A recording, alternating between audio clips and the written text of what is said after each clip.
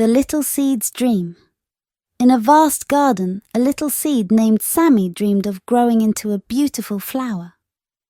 Every day he watched the tall sunflowers and bright daisies sway in the wind, wishing he could be like them. One day a wise old earthworm named Wiggles slithered by and noticed Sammy's longing. "Why so glum, little seed?" Wiggles asked. "I want to grow up and be a flower, but I'm just a tiny seed," Sammy sighed. Wiggles smiled and said, "Every flower starts as a seed.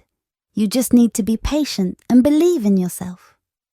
With those words of encouragement, Sammy decided to be brave. He soaked up the rainwater and warmed himself in the sunlight.